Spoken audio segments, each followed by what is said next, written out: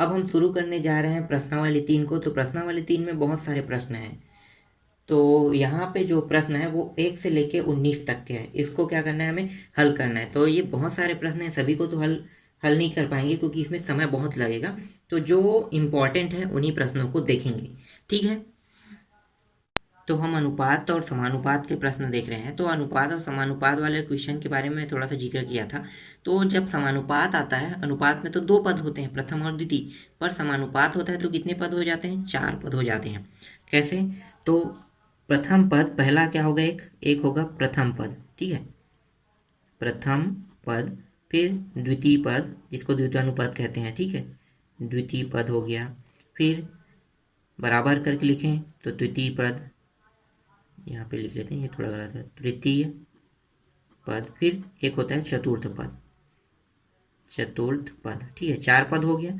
इसको लिखते कैसे समानुपात के रूप में अगर लिखें तो ये हो जाएगा प्रथम अनुपात द्वितीय समानुपात, ठीक है, 4 बिंदु समानुपात का होता है।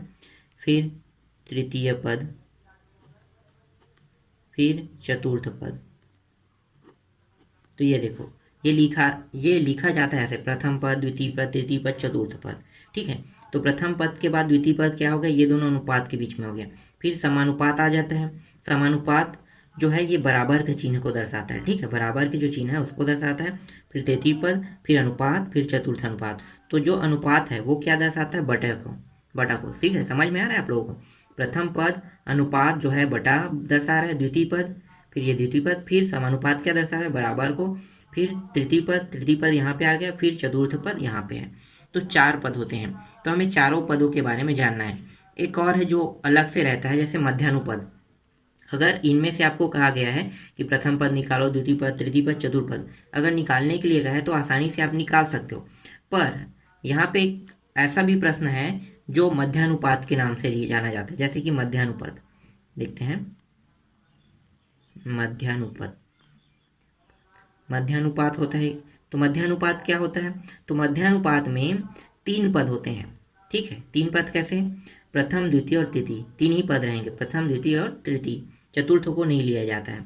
वो कैसे होगा, ये तीनों पद मिलके 4 पदों का निर्माण करता है। प्रथम पद, द्वितीय पद और तृतीय पद मिलकर 4 पद के। कैसे, तो ये हो गया प्रथम, फिर द्वितीय, फिर बराबर लिखो, ठीक है, क्योंकि समानुपात होगा, फिर से द्वितीय लिख लो और फिर तृतीय, ठीक है। इस तरह से क्या हो गया, 4 पद बनते हैं ये। देखो द्वितीय हर बार डबल आ जाता है, बस सिर्फ मध्यानुपात बस में ऐसा होगा, ठीक है, मध्यानुपात में होगा। और अगर आपको कहा गया कि तृतीय पद निकालिए तो भी होगा, ठीक है, तृतीय पद निकालने के लिए कहेगा तब होगा, और द्वितीय पद में रहेगा तो मध्यानुपात इस तरह से बनेगा, ठीक है।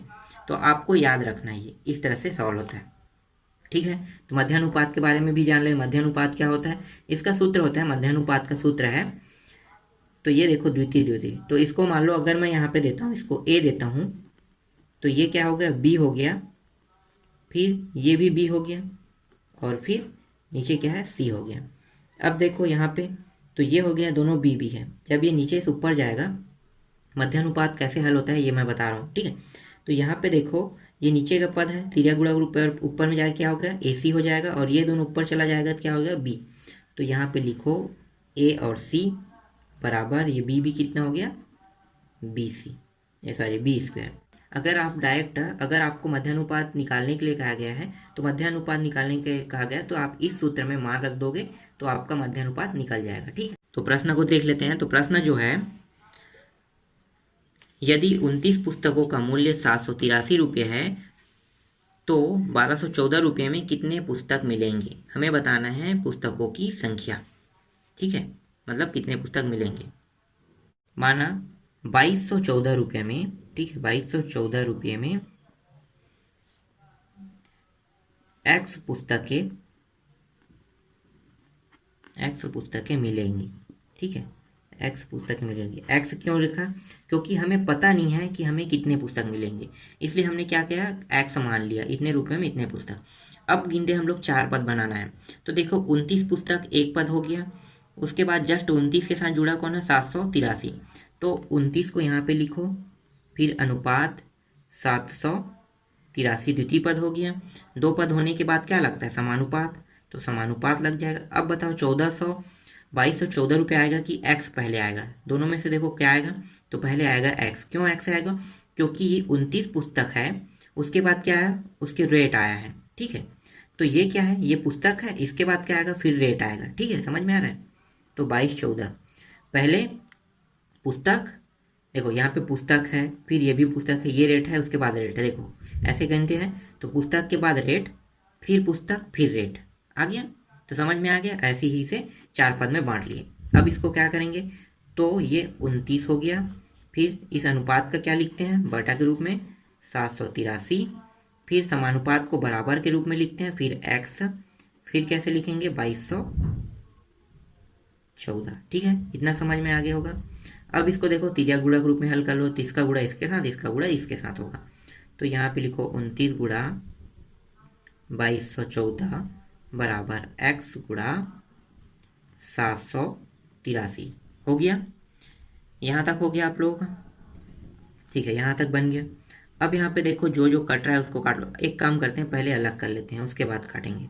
तो ये हो गया, देखो संख्या वालों को एक तरफ ले लेते हैं, और जो x वाला है उसको एक तरफ ले लेते हैं, ठीक है। तो 29 गुणित 2214 बटे कितना है 783, 783 बटे x। जो जो कट रहा है उसको काट दो। तो यहाँ पे देखो ये पूरा कट रहा है, कटने के बाद कितना आ रहा है, ये कट गया, और ये 2 3, हाँ ठीक है, ये हो गया इससे, और ये टोटल कट के आ रहा है 83, ठीक है। तो टोटल कट के आ गया, सॉरी 82 आएगा, 83 नहीं, 2 नहीं 3, ठीक है 82। तो ये आ गया 82। तो x बराबर क्या है, हम लोग बगल बाकी चीज़ है उसे बगल में लिख लेते हैं। तो x बराबर 82, मतलब कितने पुस्तक लगे, तो यहाँ पे लिख लो, चलो यहाँ पे पूरा लिख लेते। अतः 2214 रुपये में, 2214 रुपये में कितने पुस्तक, 82 पुस्तक, ठीक है, आएगा या फिर मिलेगा 82, ठीक है, 82 पुस्तक मिलेगा, ठीक, इतना हो गया। तो आपका आंसर आ गया, ठीक है। दूसरा प्रश्न सेम ऐसे ही बनेगा, तीसरा भी ऐसे ही बनेगा, चौथा भी है। चौथा प्रश्न में क्या कहा गया है कि चौथा जो प्रश्न है उसमें, चलो एक बार प्रश्न देख लेते हैं, उसके बाद आपको समझ में आएगा। संख्या 10, 18, 22, 38 में से हर एक संख्या में क्या जोड़ा जाए कि ये संख्या समानुपाती हो जाए। समानुपाती होने के लिए क्या जोड़ना है, तो बस उस संख्या के साथ प्लस लगा के एक्स बस को करना है। उसके बाद ये 4 पद ऐसे ही बन गया, 10 प्लस एक्स हो गया, 18 प्लस एक्स हो जाएगा, 22 प्लस एक्स हो जाएगा, 38 प्लस एक्स हो जाएगा। 4 पद हो गए ये भी। उसके बाद आपको क्या करना है, इसी तरह से हल करना है जैसे अभी मैंने किया, ठीक है। पांचवा देख लेते हैं।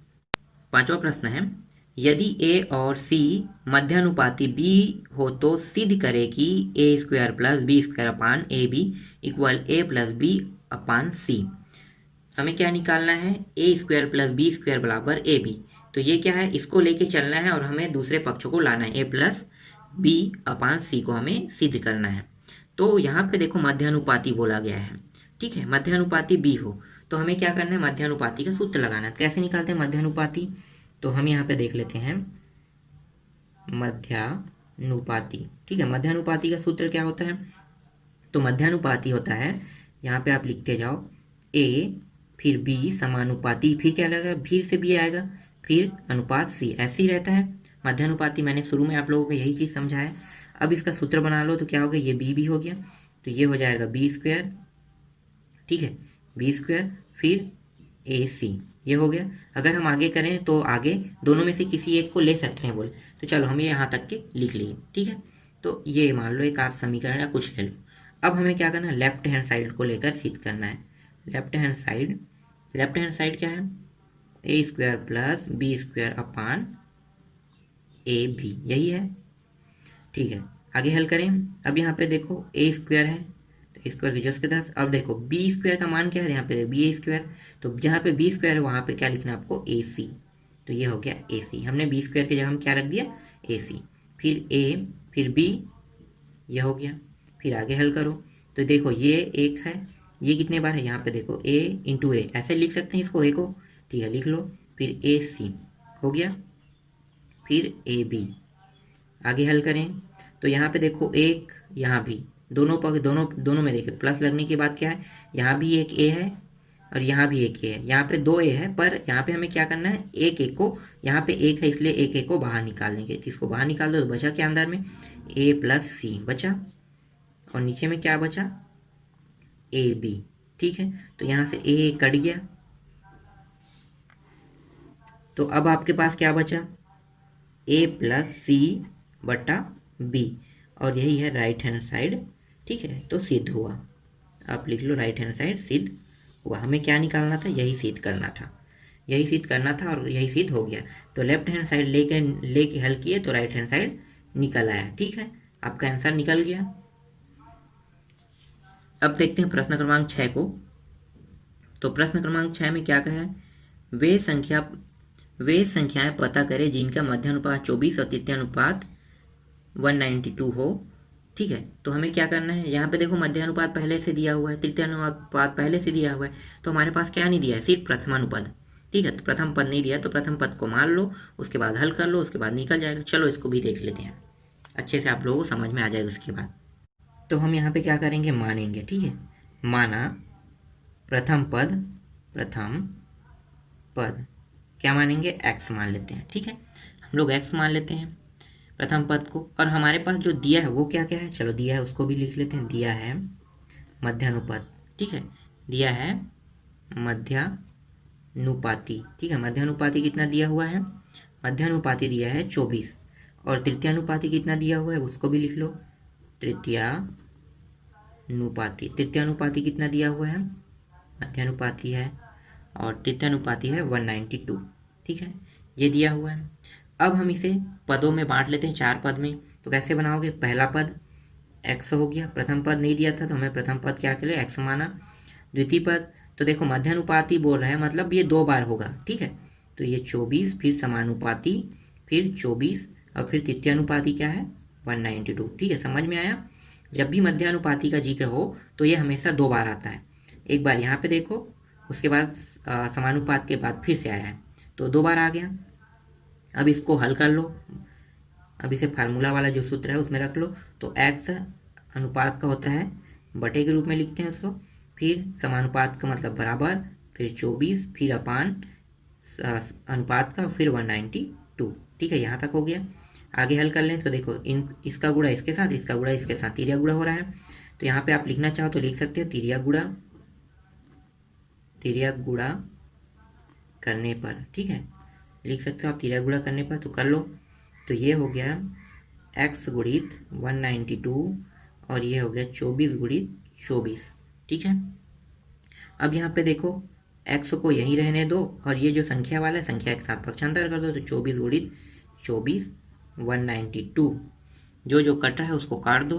तो यहाँ पे देखो 24 में कट रहा है 192, अगर 24 गुणित 24 करते हैं और उसके बाद काटते हैं तो 192 और 24 3 और ये, तो ये टोटल कट के आ रहा है 3। ठीक है, तो हमारे पास क्या हो गया, x का मान कितना है, बगल में देख लेते हैं। तो x बराबर 3, तो हमारे पास जो प्रथम पद है वो क्या है, तो प्रथम पद क्या हो गया 3, तो ये क्या है आपका आंसर आ गया। ठीक है, 7वां भी इसी तरह से बनेगा। 7वां जो है आप लोग इसी तरह से सेम हल कर लेना। फिर क्या है 8वां भी लगभग बन जाएगा। ठीक है, 8वां बताते हैं।